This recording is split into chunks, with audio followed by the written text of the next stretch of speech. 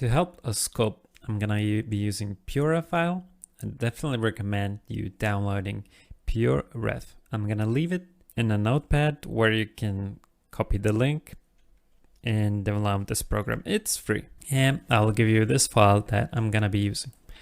A lot of good anatomy references comes from Anatomy for Sculptors book. If you are serious about anatomy, you definitely should get this book. It's amazing. And of course, if you're serious about sculpting heads, you should create your own PureRef and put the things that are useful to you. I have a lot of faces that are beautiful to me and where I pivot my art to, and some of separated parts. So we will be using a bit of this file to explain everything. So you can open it up if you want, or just see on the screen that I'm gonna be explaining this. PureRef is very useful in many ways. I will make a small window, which we're gonna be using, and we'll start for something like a skull. And you can keep this file on top with Ctrl+Shift+A, and you can see always on top enable. Now I can use Blender and it's still here. I can still change views and work. That's why this program is I'm gonna teach you another very small shortcut in Blender. It's holding Control and pressing space, and the screen that you're hovering gonna be expanded. This way we're going to be able to see all of the sculpting screen. Okay, so we can start sculpting. Mirror thingy symmetry is on. Let's move into front view. You can use numpad keys. 1 is the front view, 3 is the side view, 7 is the top view. If you want to go to the side view and change another view, you can press 9. It just changes the position. So this is the front view. If I press 9, it's going to be the back view. You can change, of course, using these lines. Just by pressing on the thingy, bump, and it's going to change into it. Okay, so let's start by choosing grab tool, G. At the beginning, I'm gonna keep telling which shortcuts. I'm not sure for how long, but at some point I will probably, when we're gonna be doing another exercise, I will stop talking about the shortcuts. But now press G and go into the front view and drag down your head like this. Now, another thing that I see a lot of beginners make a mistake is not caring how big is the brush size. I see a lot of people using smaller and dragging like this, but the size of my brush is very, very important.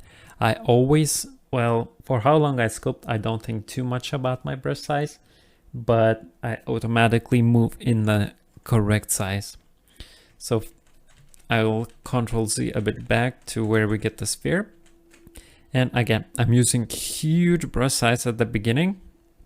And another thing is look at where are the dots.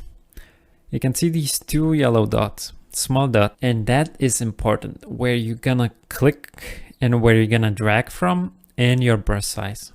So this is how big is my brush, and this is where I click. If you feel like your brush is not doing what mine is, these might be 2 problems. And another thing I see a lot of beginners do is using always small brush sizes. Not always small is better, and it's not about small detail, but I will try to keep that in mind while explaining everything. Okay, so I'm gonna drag this down. I'm changing my a bit position and dragging down, but not completely down, a bit to the side. So you can see this protrusion happening, but I'm not doing it that strongly. I'm gonna move to the side view with button key. See that you cannot see my shortcuts when it's here, so I'm gonna move it a bit to the side. If you open up my Purifile, the reference file, you can see that this skull image has male and female. We're gonna be sculpting female head, and probably this is a point where I should talk about the heads. You can make it a bit longer so you can see both front and a back view.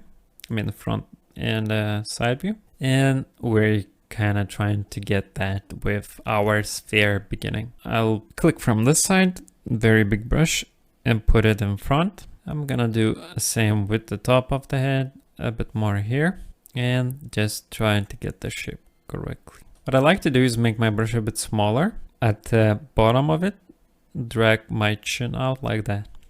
What I'm gonna do, all of the steps gonna be quite important, but a lot of people just become lazy and don't do these things. What I'm gonna do is use clay strips, go at the bottom and carve out.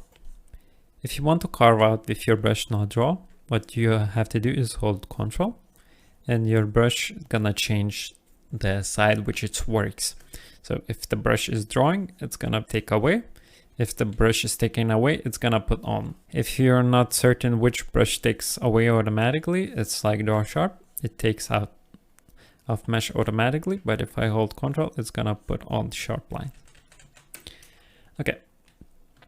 So with the clay strips, I'm gonna draw like that. Don't draw too strongly, but this way we can shape this form, which is gonna be important later.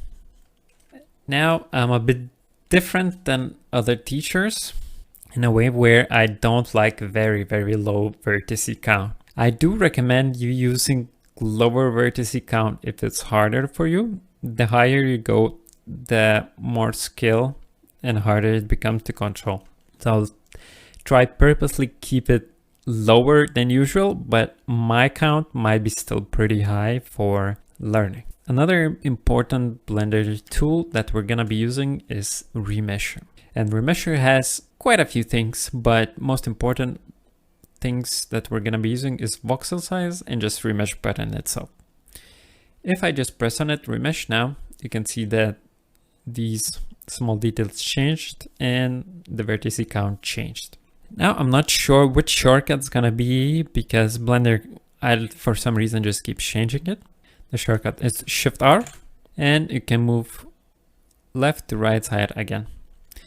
Now, before applying and before anything, I tell you, be very careful with this number and how fast it changes because it is a bit dangerous.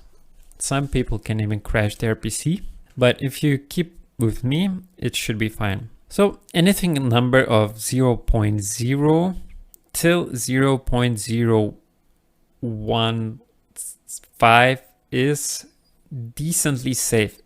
It's gonna be hard for your PC, don't get me wrong, it's gonna be hard for your PC, but it's decently okay. If you're by accident gonna go to 0.0 something, now this is very dangerous line. A lot of PCs can get into trouble with that. So I'm just saying and reminding you to be careful about this number. For now, I'll just go to 0.0 around 5 and press Ctrl and R to apply this. And we got around 50,000. I usually like to work around 300,000 for now, but 500,000, 50,000 is okay. Now, a lot of people are saying, why does your head look smoother than mine? I'll remesh it again. And you can see a lot of things are not smooth. And I always, a lot of times, use my smooth brush, but you just don't see me changing the brushes. What I do is just hold Shift and draw slightly around the mesh. You don't have to do it strongly, but it's gonna make it look smoother. And I like the smooth look of my head sculpts, or actually I like the smooth look on any sculpt. Okay, when we have it set up, be very sure that you're not rushing and trying to get your base right.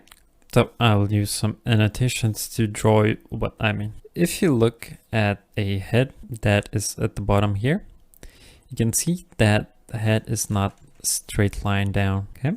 And a lot of people make this mistake or even go around and make the bottom side bigger than the top side. This is what I'm talking about. So make sure your head has a tiny bit of tilt here, same as reference. In the side view, you can see that as well as you're in images.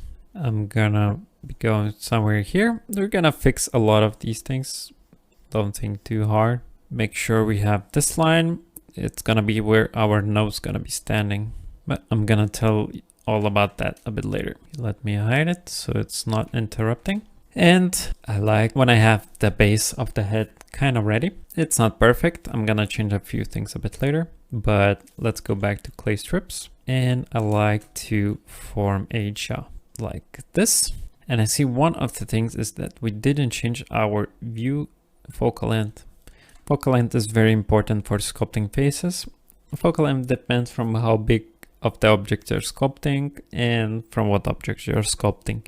For faces and most of the body of the character, I like to use something around 100. You can go from 80 to 120. All of these values are fine, even a bit lower like 70. But I like using 95. I'll use 95. And you can see the view became much closer and a bit different. So when we have our jawline drawn like that, I'm gonna hold shift and smooth out a tiny bit. And I'll choose scrape brush, go at the bottom and just scrape and make the jaw a bit more flat like this. I'll smooth it gently, not too much. Smooth a bit of the head. Now, if you go into the top view, head is not, again, doesn't have a straight line or oval line as I have right here. What I'm talking about straight line is this. It doesn't have this line. The head is usually a bit larger in the back. This point of the head is actually the biggest. So let's do that. I'm gonna make the head a bit bigger. And like that. I'm gonna fix the back a bit too. And if I press 1, you can see the back is quite huge. I think I made just the head a bit too big, so I'm gonna use big grab brush tool and move from the top of here a bit in. We'll still have the shape, but the head is just not gonna be that big because it's not that big. But next thing I like to draw in is eyes. But first I'm gonna use draw sharp. I like draw sharp. I use quite big. Some people will go and use this small brush and try draw in the shape that I'm going to explain. But I like to use quite big brush, at least for now. The eyes are close to the middle of your head. It's not exactly in middle, it's a bit higher. So with the draw sharp, I'm gonna draw in the shape like that. Don't be too afraid. And we'll get shape like that, which is perfect. I'm gonna go to the side view. It's number 3. Press grab tool. And this is gonna be where our nose bridge is going to be. I'm gonna make that different. Actually want a bit bigger head because I feel like it's a bit small. Our forehead is a bit small. And now we will be needing some eyes. Eyes very helps with position. I'll go back into object mode. Shift A to add new object. And we'll be using spheres for this time. UV sphere. Now UV sphere is inside. I will use G and grab and move it to the side. Press R. I'll use this time a functions with press X. This so we can only rotate on X axis and right in 90. And you can see at the top, it's hard for me to show where, but if you look where I'm aiming with my mouse here right now, you can see all the functions that I'm gonna write in my keyboard. So I press R, X, you can see global X written and right in 90. And you can see rotation 90 degrees. And if you do that, your sphere gonna be looking at the side. I'll hold the sphere and press Ctrl A. Because we moved it in the object mode, you can see that orange small dot going to be inside the object. It's not gonna work if that